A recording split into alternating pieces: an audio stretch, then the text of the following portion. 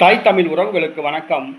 உள்ளாட்சி தேர்தலில் தமிழக வெற்றி கழகத்துடன் கூட்டணி அமைக்கின்றார். உள்ளாட்சி தேர்தலில் தமிழக வெற்றி கழகத்துடன் கூட்டணி அமைக்கின்றார் என்ற தலைப்பில் இந்த காணொலியை நாம் காண்கிறோம்.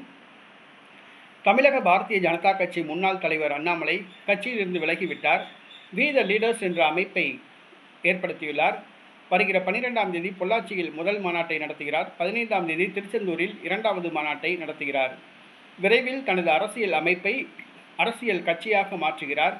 பாஜகவிலிருந்து 60% மேற்பட்ட தலைவர்கள், தொண்டர்கள் அண்ணாமலை பின்னால் சென்றுவிட்டனர். இந்த சூழ்நிலையில் வருகிற உள்ளாட்சி தேர்தலில் அவர் 20,000 வேட்பாளர்களை களமிறக்க தயாராகியுள்ளார்.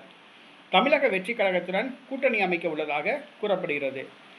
திராவிட கட்சிகளை வீழ்த்தி ஆட்சிக்கு வந்த தமிழக வெற்றி கழகத்துக்கு அண்ணாமலை ஆதரவளிக்க முயற்சி செய்வதாக கூறப்படுகிறது.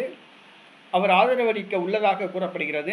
வருகிற உள்ளாட்சி தேர்தலில் தமிழக வெற்றி கழகத்துடன் அண்ணாமலை கூட்டணி அமைத்து போட்டியிடுவார் என்று கூறப்படுகிறது. உள்ளாட்சி தேர்தலில் அண்ணாமலை போட்டியிட மாட்டார். இடைத்தேர்தலிலும் அண்ணாமலை போட்டியிட மாட்டார்.